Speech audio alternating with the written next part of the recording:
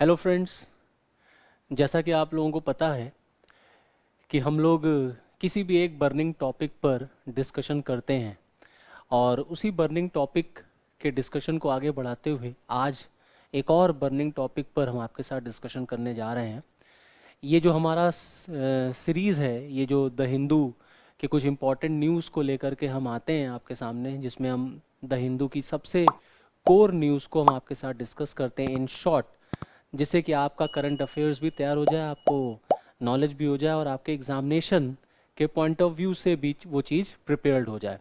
क्योंकि basic M, prime M जो हमारा है वो ये है कि हम आपको इंटरलिंकिंग करना सिखा दें कि कैसे करंट अफेयर्स के किसी भी टॉपिक को आपको अपने पॉलिटी के सब्जेक्ट से जोड़ना है अपने एग्जामिनेशन के पॉइंट ऑफ व्यू से। तो उसी सीक्वेंस में आज का जो हमारा टॉपिक है that is breach of privilege. अभी हाल ही में ये टॉपिक ब्रीच ऑफ प्रिविलेज बहुत चर्चा में रहा, क्योंकि महाराष्ट्र विधानसभा ने और महाराष्ट्र की विधान परिषद ने दो बहुत फेमस पर्सनालिटीज़ के अगेंस्ट प्रिविलेज मोशन को पास किया। एक पर्सनालिटी है the famous film actor that is Kangana Ranaut, और दूसरे आपके रिपब्लिक टीवी के जो होस्ट हैं आपके अर्नब गोस्वामी, उनके खिलाफ। कंगना रनावत के खिलाफ महाराष्ट्र विधानसभा में और आपके अर्नब गोस्वामी के खिलाफ महाराष्ट्र विधानसभा में ब्रीच ऑफ प्रिविलेज मोशन लाया गया। और इसीलिए ये जो ब्रीच ऑफ प्रिविलेज टॉपिक है आपका, या प्रिविलेज, पार्लियामेंट्री प्रिविलेजेस जो होते हैं, जो टॉपिक है आपका, ये इंपॉर्टेंट हो गया आपके prelims as well as your mains point of view से। तो इसी पे हम लोग आज चर्चा करेंगे इन शॉर्ट, जिससे क्विक रिवीजन आपका हो जाए, कम समय में आपका मैक्सिमम गेन आपको मिल सके, मैक्सिमम आउटपुट आपको मिल सके। इसी ऑब्जेक्टिव के साथ हम लोग अपने इस सेशन की शुरुआत करते हैं। अभी हाल ही में कंगना रनावत के द्वारा मुंबई को लेकर के एक कमेंट दिया गया, जिसमें उन्होंने कहा कि वो मुंबई को पीओके से कंपेयर कर रही हैं। मतलब उन्होंने मुंबई शहर को पीओके से कंपेयर किया। उन्होंने कहा जो हालात पीओके में हैं वही हालात इस समय आपके मुंबई में हैं, जिसको लेकर के महाराष्ट्र की लेजिस्लेटिव काउंसिल में उनके खिलाफ विशेषाधिकार हनन का प्रस्ताव पेश किया गया।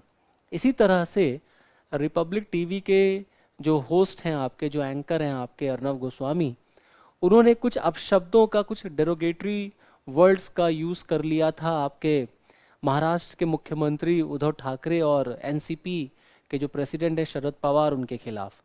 तो महाराष्ट्र विधानसभा ने अर्नब गोस्वामी के खिलाफ भी ब्रीच ऑफ प्रिविलेज या विशेषाधिकार हनन का जो प्रस्ताव है उसको पेश किया, इसीलिए ये चर्चा में रहा।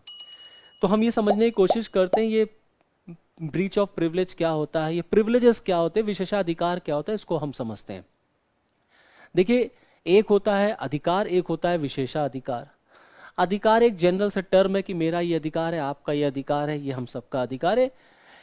इन टोटलिटी हम कहते हैं हम लोगों का अधिकार है। इन जनरल हम लोग बात करते हैं these all are our rights, जैसे कि फंडामेंटल राइट्स। लेकिन विशेषा अधिकार जो होते हैं वो कुछ आपके पद की वजह से, कुछ आपके पोस्ट की वजह से आपको मिलते हैं। क्योंकि आपकी पोस्ट इतनी इंपॉर्टेंट है कि आपको कुछ विशेषाधिकार अगर नहीं दिए जाएंगे तो आप अपने पोस्ट का यूज नहीं कर पाएंगे, आप अपनी ड्यूटीज को फुलफिल नहीं कर पाएंगे।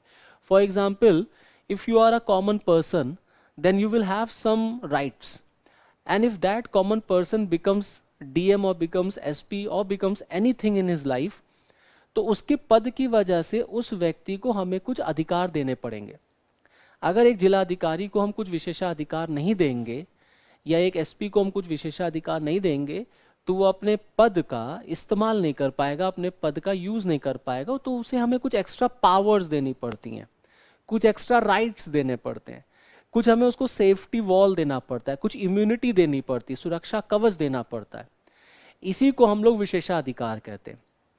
ऐसे ही कुछ विशेषाधिकार, कुछ प्रिविलेजेस हमारे देश के संविधान ने हमारे सांसदों को और विधायकों को दिया है, या आप कह लीजिए हमारे एमपीज और एमएलएस को दिया गया है। जो सांसद हैं लोकसभा और राज्यसभा के, जो विधायक हैं विधानसभा विधान परिषद के, क्योंकि वो एक पर्टिकुलर पर्सन ना होकर के अब वो एक विशेष व्यक्ति हैं, क्योंकि अब वो एक रिस्पेक्टेड पर्सन है, उनके ऊपर बहुत जिम्मेदारियां हैं, वो अपनी जनता का रिप्रेजेंटेशन करते हैं, उनके ऊपर अपने क्षेत्र के विकास की जिम्मेदारी है। इसीलिए कॉन्स्टिट्यूशन ने just to fulfil their duty, constitution ने उन्हें, हमारे जो फाउंडिंग फादर्स थे, उन्होंने इनके पद को देखते हुए, इनकी जिम्मेदारियों को देखते हुए इन्हें कुछ विशेषाधिकार दे दिए। उन्हीं विशेषाधिकारों को हम लोग पार्लियामेंट्री प्रिविलेजेस कहते हैं, संसदीय विशेषाधिकार कहते हैं।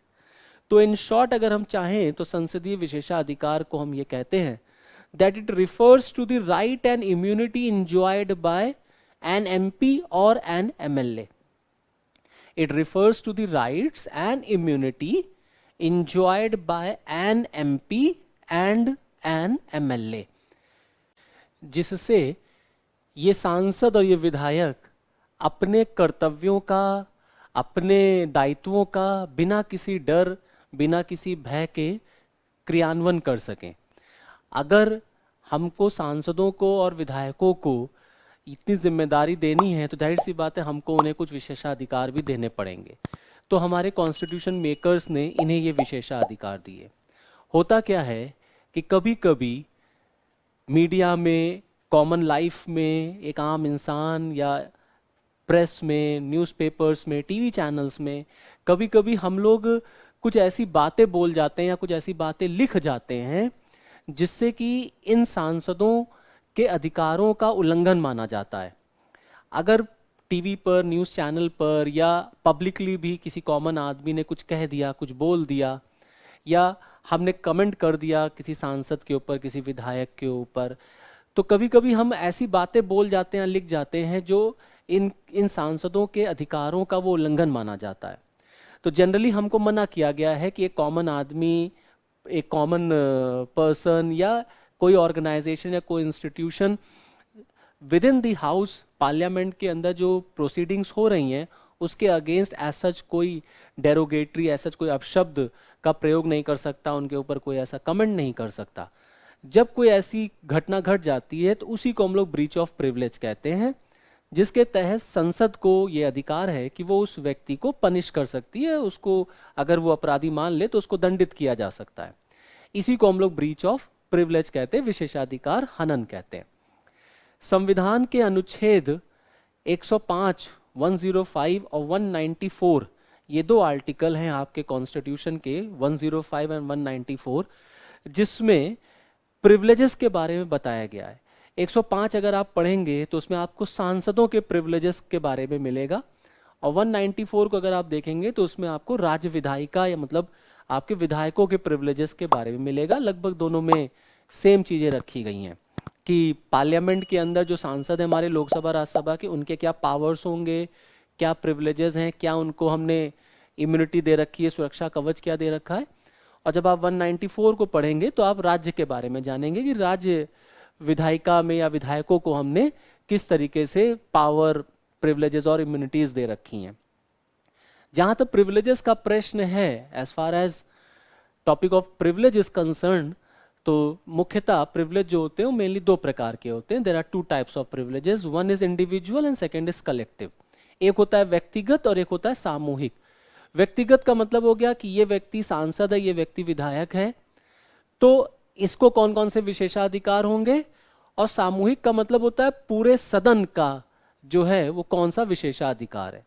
तो जहां तक हम व्यक्तिगत विशेषाधिकार की हम बात करें, एक इंडिविजुअल विशेषाधिकार की, तो देखिए आर्टिकल 19 के तहत, अनुच्छेद 19 के तहत भारत के नागरिक को बहुत सारी स्वतंत्रताएं हैं, लेकिन वो स्वतंत्रताएं जो हैं वो असीमित नहीं है, उस पर लिमिटेशन लग जाती है। जैसे फॉर एग्जांपल आर्टिकल 19 में हमें बोलने और अभिव्यक्ति की स्वतंत्रता है, right to speech and expression है, लेकिन वो राइट टू स्पीच और एक्सप्रेशन एब्सोल्यूट नहीं है, उस पर भी लिमिटेशन लग सकती है, उस पर भी प्रतिबंध लग सकता है।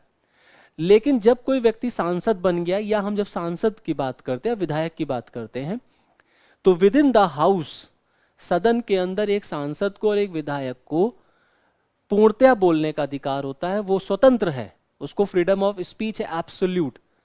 मतलब अगर हमने उसको बोलने का अधिकार नहीं दिया या उसके बोलने के अधिकार पर हमने सीमा लगा दी, तो ये माना गया कि वो व्यक्ति सदन के अंदर अपनी बात कह नहीं पाएगा, वो डरेगा, और जब वो अपनी बात कह नहीं पाएगा सही से, तो वो अपने समाज का या वो अपने क्षेत्र का विकास नहीं कर पाएगा।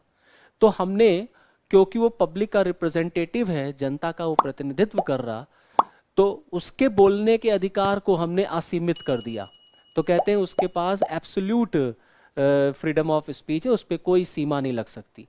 तो जब आप कोई दो व्यक्तियों के फ्रीडम ऑफ स्पीच को कंपेयर करेंगे, एक सांसद के या एक आपके विधायक के और एक आम इंसान के, तो आप पाएंगे कि एक आम इंसान का फ्रीडम ऑफ स्पीच, बोलने का और अभिव्यक्ति का जो अधिकार है वो सीमित है, लेकिन एक विधायक, एक सांसद का जो बोलने का अधिकार है सदन के अंदर वो असीमित है। लेकिन असीमित का मतलब ये नहीं कि आप सदन की गरिमा भूल जाइए। मतलब आपको बोलने का अधिकार है, लेकिन इसका बिल्कुल ये मतलब नहीं कि आप पार्लियामेंट की डिग्निटी को डिस्ट्रॉय करेंगे। मतलब आपको इस बात का ख्याल रखना है कि आप सदन के अंदर क्या बोल रहे हैं, क्या नहीं बोल रहे हैं, ये आपको मालूम होना चाहिए। मीन्स आप ऐसी कोई बात नहीं कह सकते जिससे सदन की गरिमा जो है वो बिगड़े या सदन की गरिमा गिर जाए। इसी तरीके से अगर आप देखें फ्रीडम फ्रॉम अरेस्ट की अगर हम बात करें, तो आप देखेंगे कि एक सांसद को या एक विधायक को गिरफ्तारी से भी फ्रीडम दी गई है 40 दिन पहले और 40 दिन बाद। जब सत्र शुरू हो जाता है तो 40 दिन पहले और 40 दिन बाद उसको जो है अरेस्ट से फ्रीडम है, अरेस्ट से स्वतंत्रता है। और अगर किसी भी सांसद या विधायक को अरेस्ट करना है पुलिस को, तो स्पीकर की परमिशन लेनी पड़ती है, स्पीकर की अनुमति लेनी पड़ती है। इसी तरीके से किसी भी सांसद या विधायक को विटनेस के रूप में आप फोर्स नहीं कर सकते, आप कंपेल नहीं कर सकते, आप उसको मजबूर नहीं कर सकते। तो कहते हैं freedom of attendance as witness. Freedom of attendance as witness मतलब विटनेस के रूप में किसी भी सांसद या विधायक को जबरदस्ती नहीं बुलाया जा सकता। तो जैसे कुछ इंडिविजुअल व्यक्तिगत प्रिविलेजेस हैं, विशेषाधिकार हैं, ऐसे सामूहिक भी हैं। सामूहिक का क्या मतलब होता है कि सदन की हम यहाँ बात करेंगे तो देखिए सदन को ये अधिकार है कि वो अपने डिबेट्स को अपने कौन से जो उसके कार्रवाइयाँ हैं, वाद विवाद हैं, उन्हें वो दिखाए, उन्हें पब्लिश कराए, उनको जनता को बताए। ये पूर्णतः सदन का अधिकार है। सदन रोक लगा सकती है कि आप ये चीज़ नहीं दिखाएंगे, आप ये चीज़ नहीं छापेंगे। और सदन को ये अधिकार होता है कि वो किसी बाहरी व्यक्ति को सदन के अंदर अलाउ ना करे। आपने देखा होगा बहुत सारे स्ट्रेंजर्स, बहुत सारे आउटसाइडर्स सदन के अंदर जाते हैं कार्रवाई को देखने के लिए। तो अगर संसद चाहता है तो वो किसी भी स्ट्रेंजर को, किसी भी बाहरी व्यक्ति को रोक सकता है। ये भी उसको अधिकार है। सदन को अधिकार है कि वो पब्लिशिंग को लेकर के, प्रसारण को लेकर के कोई नियम कायदे कानून बना दे, ये भी उसका विशेषाधिकार होता है। सदन को पूरा अधिकार है कि वो अपने आंतरिक मुद्दों को किस तरीके से देखे, किस तरीके से चलाए, ये सदन का अपना विशेषाधिकार है। तो ऐसे ही सदन के पास बहुत सारे सामूहिक विशेषाधिकार होते हैं। अब कभी अगर किसी व्यक्ति ने, किसी समूह ने या किसी संस्था ने, मीडिया ने, न्यूज़पेपर ने कोई ऐसी बात बोल दी, लिख दी जो इन माननीय लोगों के अधिकारों के खिलाफ है, तो उसी को हम लोग कहते हैं विशेषाधिकार हनन, जिसके तहत उस व्यक्ति को, संस्था को, उस ऑर्गेनाइजेशन को नोटिस जारी हो जाता है और उसे सम्मन किया जाता है, उसको बुलाया जाता है। और अगर वो व्यक्ति, ये सिद्ध हो गया कि वो व्यक्ति ने, उस व्यक्ति ने अपराध किया है, वो गिल्टी है, तो संसद को ये अधिकार है या विधानसभा को ये अधिकार है कि वो उसको पनिश कर सकता है, उसको दंडित किया जा सकता है। जहाँ तक दंडित करने का प्रश्न है, पनिशमेंट का प्रश्न है, तो इम्प्रिजनमेंट की बात हो सकती है, पेनल्टी लग सकती है, उससे हम माफ़ी मांगने के लिए कह सकते हैं। और अगर कोई व्यक्ति ही है, संसद का ही कोई व्यक्ति है, उसी ने ब्रीच ऑफ प्रिविलेज कर दिया, अक्सर नेता ही एक दूसरे के ऊपर जो है एलिगेशन लगा देते हैं या ऐसी बातें बोल जाते हैं जो विशेषाधिकार हनन मान लिया जाता है, तो उस व्यक्ति के खिलाफ भी एक्शन लिया जा सकता है, उसको सस्पेंड भी किया जा सकता है। तो इस तरीके से कुछ पनिशमेंट की बातें की गई हैं और बहुत सारे उदाहरण मिलते हैं, जिसमें तमिलनाडु विधानसभा का एक उदाहरण मिलता है जब द हिंदू के एडिटर एन राम के खिलाफ विशेषाधिकार हनन का मैटर चला था और उनको गिरफ्तार करने का आदेश जारी हुआ था। समस्या इस बात की आ जाती है कि हमारे देश में जो ये विशेषाधिकार हैं, ये क्लियर कट कहीं इनका वर्णन नहीं किया गया, मतलब इनको कोडिफाई नहीं किया गया। तो अक्सर इस बात पर चर्चा उठती है कि विशेषाधिकार का जो इशू है, जो टॉपिक है, इसको पूरी तरीके से स्पष्ट होना चाहिए, ये क्लियर कट कोडिफाई होना चाहिए। आप देखेंगे तो ये जो विशेषाधिकार वाला मुद्दा है, ये हमारे यहाँ परंपरा आधारित है, ट्रेडिशनल बेस्ड है, और ये ट्रेडिशन ब्रिटेन से चली आई है। तो ब्रिटिश पार्लियामेंट्री सिस्टम को हमने कॉपी किया, तो हमने उन्हीं का ये इशू भी हमने कॉपी कर लिया। तो जहाँ तक विशेषाधिकार में आ रही समस्याओं का प्रश्न, आप देखिए कोई क्लियर कट डेफिनेशन नहीं है, कोई क्लियर कट पनिशमेंट का भी इशू नहीं है। प्लस अक्सर ये विवाद उठ जाता है कि क्या नेताओं को जज के रूप में काम करना चाहिए, क्योंकि नेता ही जज बन जाते हैं, और हमारे के यहाँ तो पनिशमेंट देने का अधिकार न्यायपालिका का है, तो ये चीज़ न्यायपालिका को दे देनी चाहिए।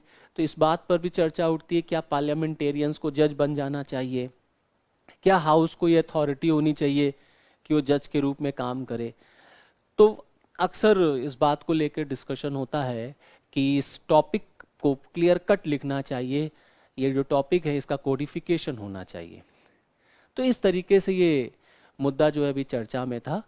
आई होप कि आपको समझ में आया होगा। आगे फिर हम मिलेंगे किसी एक नए बर्निंग टॉपिक के साथ, द हिंदू के किसी एक नए इशू के साथ, जो आपके एग्ज़ाम के लिए बहुत इंपॉर्टेंट होगा। तब तक के लिए thank you and all the best.